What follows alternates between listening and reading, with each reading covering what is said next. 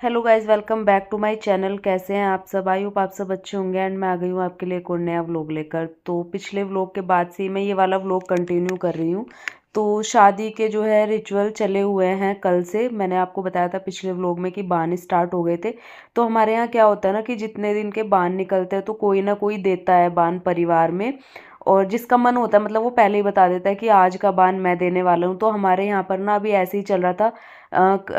चाची के घर बांध था, मतलब जितने भी घर है चाची ताई के, तो कोई ना एक दिन बांध दे ही रहा था। तो आज भी शायद ये वाला बांध, मुझे ध्यान नहीं है किसके यहाँ था, घर परिवार में ही था। तो जो देवड़ी का काम होता है ना, पहले बांध जो स्टार्ट करते हैं, जैसे किसी के यहाँ बांध है तो वहाँ पर ही दूल्हा रहेगा, वहाँ पर ही सबका खाना पीना बनेगा। जितने भी रिश्तेदार आए होते हैं, जितने भी घर परिवार के लोग होते हैं, तो सबका खाना पीना भी वहीं रहता है। और जो देवड़ी का काम होता है शाम को, फिर दूल्हे को या दुल्हन को जिनके घर बान होता है वहीं रहना पड़ता है। वहाँ से फिर शाम को गीत गा के लेके आते हैं। तो देवड़ी और दूल्हा का खाना जो है ना सबसे पहले होता है वहीं पर, और वहाँ से फिर खाना स्टार्ट हो जाता है, सब लोग खाते हैं। उसके बाद पूरा दिन दूल्हा दुल्हन वहीं रहता है। आजकल तो कोई रहता नहीं है, बट हाँ वहाँ रहना पड़ता है, वहाँ से फिर लेकर आना पड़ता है। आजकल क्या होता है ना, थोड़ी बहुत देर अपने घर बैठ गए या घूम फिर लिए, वरना तो पहले क्या होता था पूरे दिन जहाँ पर बान होता था वहीं पर बैठना होता था। बट आजकल कोई रुकता नहीं है, थोड़ी बहुत देर रुक के खाना पीना खा के सब इधर उधर ही होते हैं।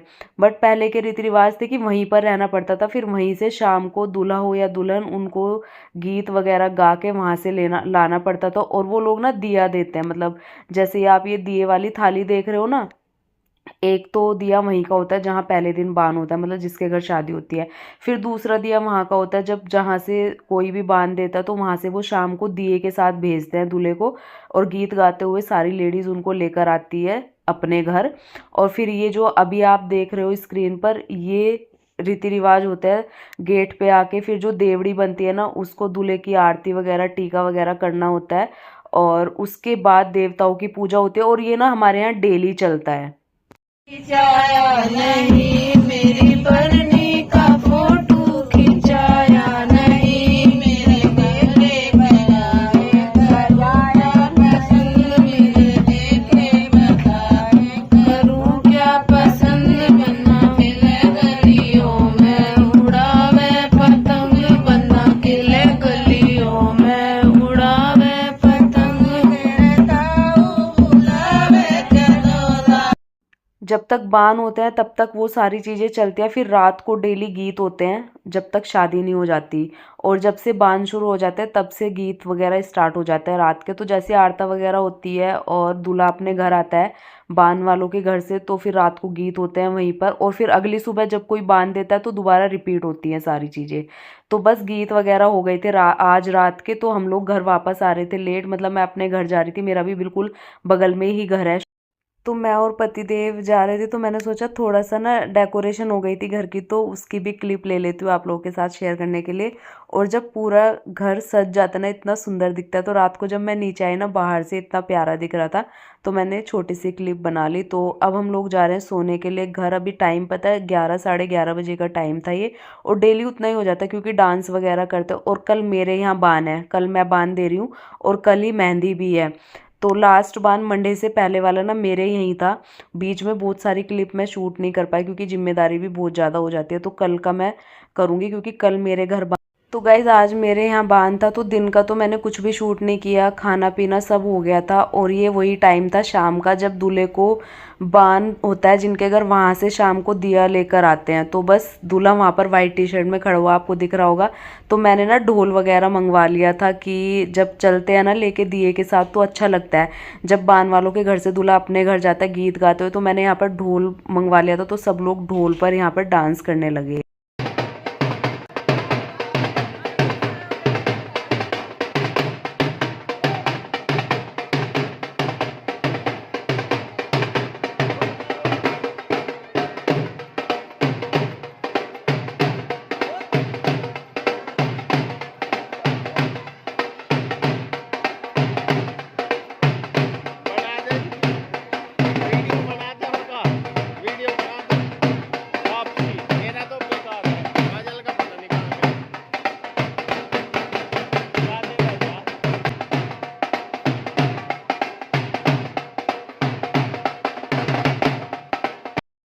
तो यहाँ पर सब लोग डांस कर रहे थे और इतना अच्छा लगता है ना जब एक पूरी फैमिली एक साथ हो जाती है और ये सारे रिचुअल्स हम लोग करते हैं तो बहुत अच्छा लगता है। अपने अपने रीति रिवाज होते हैं, कहीं कहीं होते हैं ये सब चीज़ें, कहीं नहीं होते, बट हमारे यहाँ बहुत मन लगता है जब शादी के ये रीति रिवाज शुरू होते हैं ना, बहुत ज़्यादा मन लगता है। और डांस करते हुए तो लोग रुक ही नहीं रहे थे। फिर हम लोग घर पहुँच गए थे, आरती वगैरह सब हो गई थी, जो गेट पे होती है ना, वो मैंने आपको स्टार्टिंग में दिखाई थी। वो सब करने के बाद यहाँ पर सीधे ढोल वाले को अंदर भी ले आए थे और सब लोग, दीदी वगैरह, मेरी ननंद है ये दोनों, तो दोनों डांस करने में लगी थी। इतनी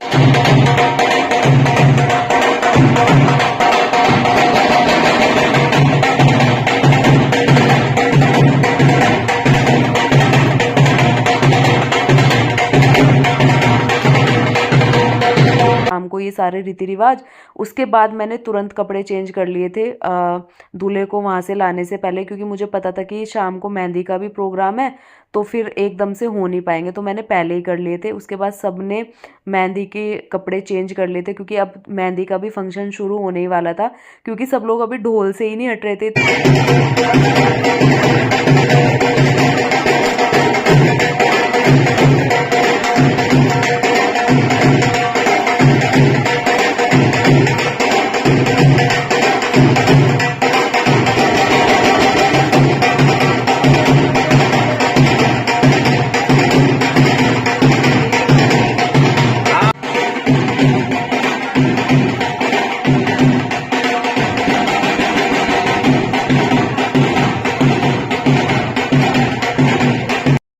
उसके बाद गाइज़ यहाँ पर मेहंदी का फंक्शन स्टार्ट हो गया था, तो वीडियो वगैरह तो कुछ बन नहीं पाई थी, तो मैंने जो जितने भी फ़ोटो वगैरह थे ना जो शूट कराए थे वही सब मैं यहाँ पर डाल रही हूँ। तो क्योंकि इतना ज़्यादा टायर्ड हो गए थे ना शाम तक, तो मेरा फ़ोन भी मतलब बेचारा कितना ही चलेगा, तो दिन भर की जो चार्जिंग रहती थी ना वो यहाँ पर आके एकदम ख़त्म हो जाती थी लास्ट में।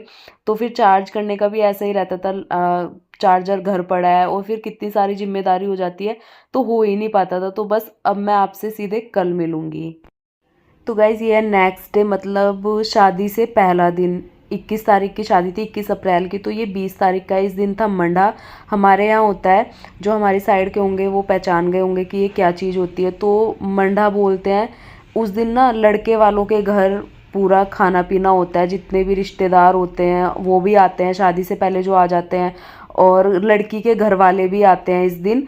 तो वो सारी चीज़ें रीति रिवाज करते हैं आके, जो भी हमारी साइड होता है, तो वो सबका खाना पीना होता है ना जिस दिन, उसको मंडा बोलते हैं। तो ये जो टेंट वगैरह और खाना पीने का जो भी सिस्टम था वो सब मेरे घर के अंदर था, जहाँ पर मेरा घर है। तो अभी यहाँ से दिख नहीं रहा होगा, मैंने बहुत सारे व्लॉग्स में अपना घर दिखाया हुआ है। तो ये नीचे का पार्ट था जहाँ पर पूरे में टेंट लगा हुआ था और यहाँ पर खाना पीना चल रहा था, मतलब खाने का जो टेंट वगैरह लगा था वो सब यहीं लगा था और बहुत सुंदर लग रहा था, बहुत सुंदर टेंट लगा था। सब लोग यहाँ पर तैयार होके खाना पीना खाने के लिए आ गए थे। सबसे पहले तो जेंट्स ने खाया, फिर उसके बाद सारी लेडीज़ आ गई थी, और उसके बाद लड़की के घर वाले भी आते हैं तो उनको भी खिलाते पिलाते हैं ऐसे। तो ये रीति रिवाज होते हैं, तो उनका ना एक नाम रख दिया जाता है। तो हमारे यहाँ इस दिन को मंडा बोलते हैं। तो आज था मंडा, बारात से पहला दिन। बारात अगले दिन जानी होती है, तो ये पहले दिन होता है। तो बस यहाँ पर सब लोग खाना पीना खा रहे थे और मैं अपना फ़ोटो शूट करा रही थी, थोड़ा बहुत वीडियो शूट करा रही थी। मैंने कहा चलो कुछ तो करा ही लेती हूँ आप लोगों के साथ शेयर करने के लिए। आप इसी बहाने से ना मैं आप लोगों को बता भी देती हूँ और दिखा भी देती हूँ कि हमारी साइड किस तरीके के रीति रिवाज होते हैं। तो किसी किसी को फ़ोन पकड़ा के मैं यहाँ पर अपनी वीडियो शूट करा रही थी सच में, क्योंकि इतने ज़्यादा लोगों में ना ये सब करना भी बहुत शाई हो जाती हूँ मैं ऐसे सब करते हुए। बट ये है कि यार व्लॉग के लिए करना ही पड़ता है जब मैं ये सारी चीज़ें करती हूँ। तो गाइज़ ये था नेक्स्ट डे, मतलब बारात वाला दिन। तो यहाँ पर ये शाम का टाइम था, मतलब करीबन 3-4 बजे का ये टाइम होगा। तो सारे रीति रिवाज पूरे करने के बाद आज हम लोग जा रहे हैं बारात लेकर दुल्हन को लेने के लिए। तो यहाँ सब लोग रेडी हो चुके थे, बस थोड़ी बहुत तैयारियां बची थी लास्ट की, तो वही कर रहे थे बारात में जाने से पहले। और बारात हमारी जानी है बुलंदशहर, इतनी ज़्यादा दूर थी ना, तो सोच सोच के भी डर लग रहा था। तो गाइज़ आज बारात में जाने के लिए मेरा लुक कुछ इस तरीके का था। मैं हेयर स्टाइल तो बाहर बनवा के आई थी, लेकिन मेकअप वगैरह मैंने खुद ही किया था। और ये वाला लहंगा मेरी बहन की शादी में मैंने अभी लिया था रिसेंटली, तो इस बार मैंने कोई भी नया कपड़ा नहीं लिया क्योंकि मेरे पास बहुत थे और रिपीट करके पहनना, मुझे कोई भी उसमें ये नहीं है कि हर बार अलग ही पहनना चाहिए, जो चीज़ है अपने पास वो पहननी चाहिए। और ये तो इतना प्यारा था, तो इसको तो जितनी बार पहन लो उतना ही अच्छा लगता है। तो बस हम लोग 3 घंटे का सफ़र करके अब बारात में पहुंच चुके थे और खाना पीना खा के चढ़त करके हम लोग आ गए थे। और अब यहाँ पर जयमाला होने वाली थी दूल्हा दुल्हन की, तो अब एंट्री होने वाली है। दूल्हा गया है दुल्हन को लेने, तो वहीं से एंट्री होगी।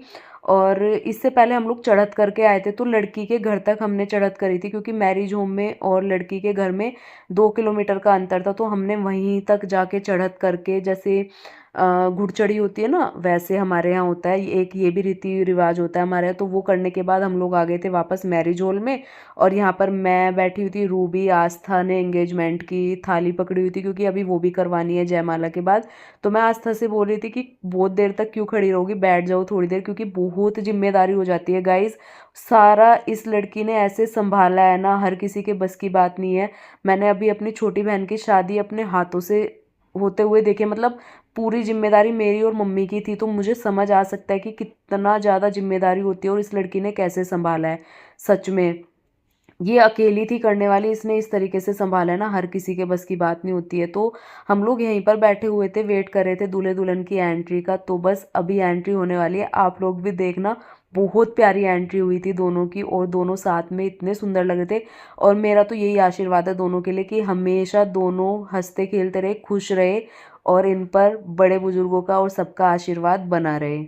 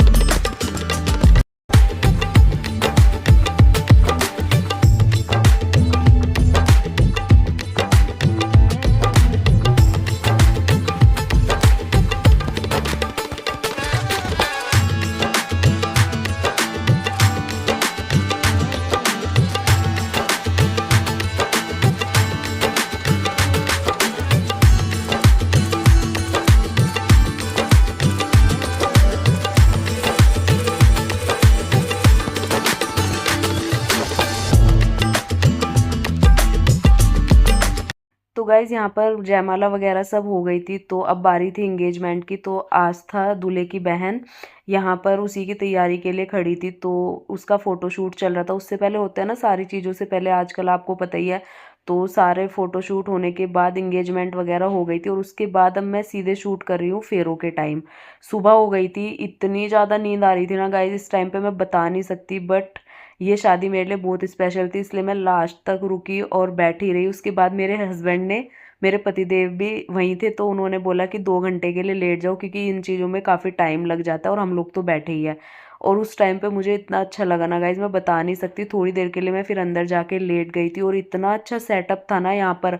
आप देख सकते हैं जहाँ पर फेरे होने वाले थे और फेरों की सारे रीति रिवाज होने वाले थे, इतना सुंदर सेटअप लगाया हुआ था, बहुत प्यारा लग रहा था देखने में।